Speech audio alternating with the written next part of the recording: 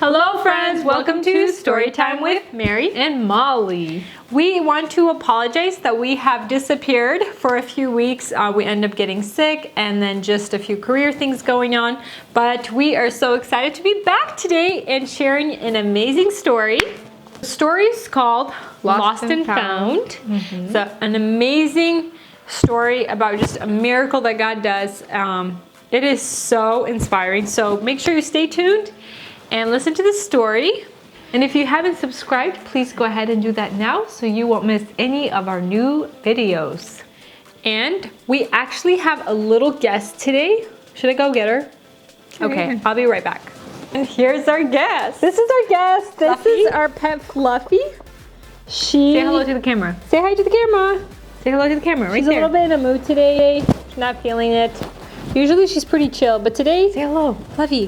Fluffy, you gotta say Everybody wants to see hi. you. Look. Say hello. Oh. She said hi. She said hi. That's Right, your Fluffy? hello. You said That's her hello? very sad hello. Today you're so sad. Why? Oh. You're tired. Oh, okay. We understand. Yawn. She's tired. So she's ready for a bedtime story, right, Fluffy? You ready? Okay, I'll set you down on my lap. Okay, baby, let go. Okay.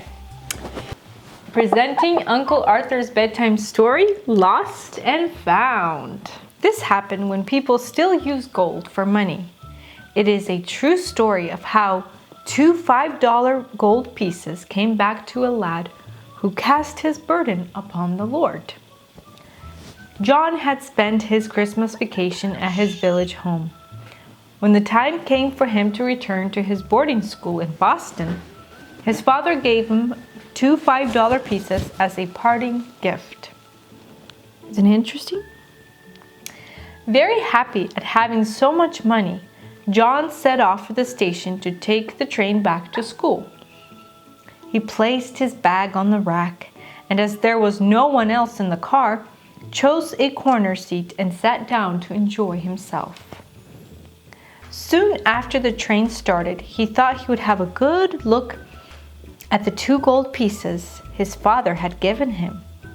He had not had so much wealth in all his life, and it would be good to jingle the coins in his hands.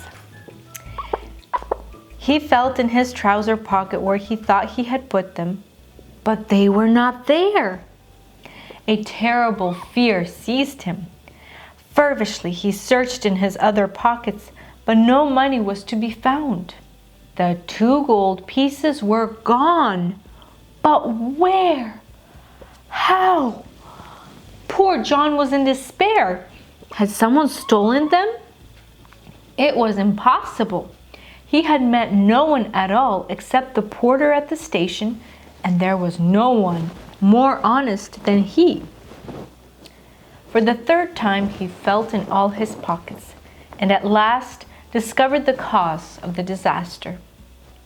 There, at the bottom of his right-hand trousers pocket, was a tiny hole through which the coins had slipped. Can you believe it, Fluffy?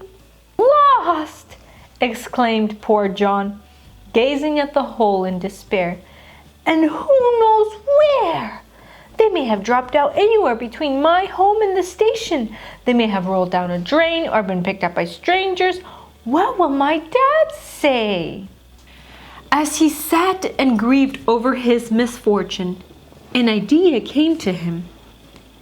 Anyway, God knows where they are, and if he wishes, he can send them back to me. I will ask him to do so now. Being alone in the car, John knelt down and prayed, and these are the very words he used. Lord, send someone along to find the money I have lost and have it sent back to me. 3 days passed. John was back at school and busy with his work, was beginning to forget his loss. But God had not forgotten his prayer. One morning, a letter was handed to John. It was from his brother Charles. As John opened it, the 2 gold pieces rolled out. this is the amazing story that he read. Listen. Charles himself had picked up one of the gold pieces in the road, not far from the house. The other had been found a mile away by a little girl who brought it to Charles and asked if he knew who it belonged to. Do you wonder that John was happy that day? Never since he has doubted that the great God of heaven listens even to the simplest prayers of his trusting children. Friends, thank you so much for joining us today. We hope you enjoyed this story and were encouraged and reminded that God answers prayer. And we hope to see you next time for another amazing story. If you haven't subscribed, please go ahead and do that now so you can keep updates with our new stories coming out. And Fluffy, did you enjoy this story very much? You just want to go play outside already? She wants to go play outside already. But okay, friends, we will see you next time.